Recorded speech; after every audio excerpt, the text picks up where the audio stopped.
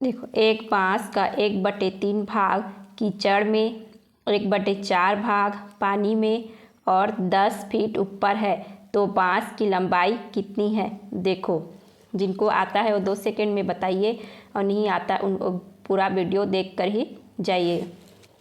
देखो, एक बांस का 1/3 भाग, मान लो इसको सॉल्व करना है ना, ठीक है। मान लो, तो हमें बांस की पूरी लंबाई ज्ञात करें। तो मान लो कि बांस की जो लंबाई है, बांस की लंबाई x फीट है। हम लोग मान लेते हैं कि जो बांस है उसकी लंबाई क्या है? x फीट है। तो इस x फीट है, वैसे है x फीट मान लेते हैं, इतना है हम लोग करके। अब इसका 1/3 भाग कीचड़ में दिया है, तो आप लोग लिख लो, सिंपल है। देखो, जिसमें से 1/3 भाग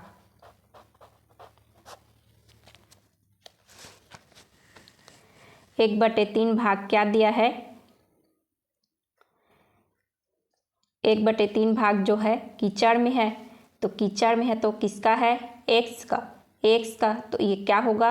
गुणा होगा। x का इतना जो भाग है वो 1/3 भाग क्या है कि, तो 1/3 भाग है इतना है, तो x से गुणा हो जाएगा।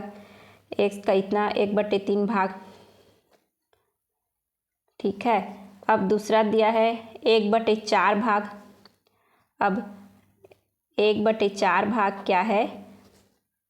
पानी में है, तो क्या होगा? x का, ये x लंबाई है, इसका 1/4 भाग क्या है? पानी में है,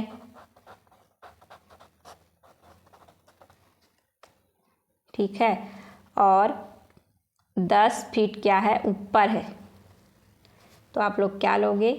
10 फीट ऊपर है।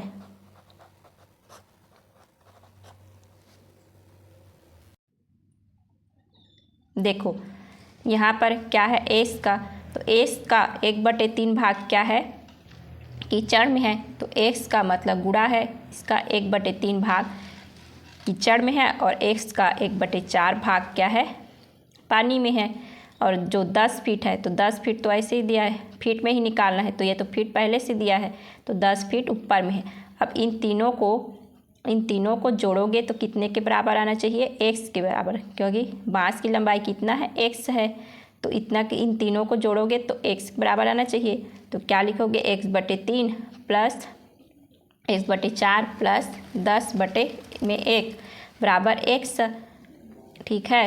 अब क्या करोगे? इन तीनों का एलसीएम लोगे, तो एलसीएम लोगे तो कितना आएगा? 12। 3 और 4 और 1 का क्या लोगे? एलसीएम, ठीक है। तो 3 और 4 का एलसीएम कितना आएगा? 12। देखो, 3 और 4 का एलसीएम लेना नहीं आता तो मैंने अपने प्लेलिस्ट वीडियो में एलसीएम निकालना बताया, वहाँ पर देख ले। 4, 3 और 1 का एलसीएम कितना होगा? 12।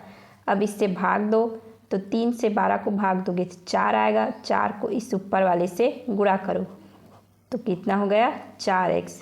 4 को इससे भाग दो 12, 4 तिया 12। अब 3 है, तो 3 से भाग जाए, अब 3 ऊपर में गुणा होगा तो 3x प्लस 1 को जब 12 से भाग डिवाइड करेंगे तो कितना आएगा? 1 12 12, तो 12 ही आ गया। अब 12 का इस 10 से गुणा होगा,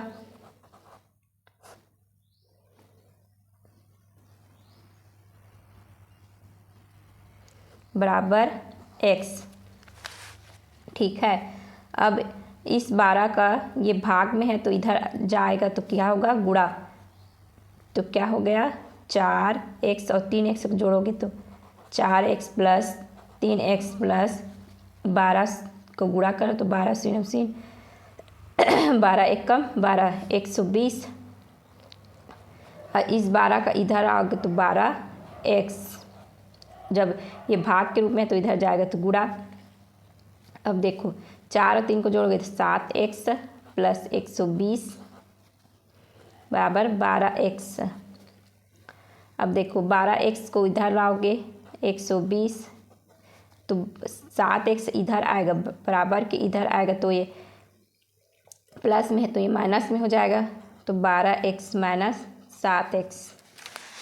ठीक है, अब क्या करोगे 12 में 7 जाएगा तो 5x बच गया, और इस कितना है 120।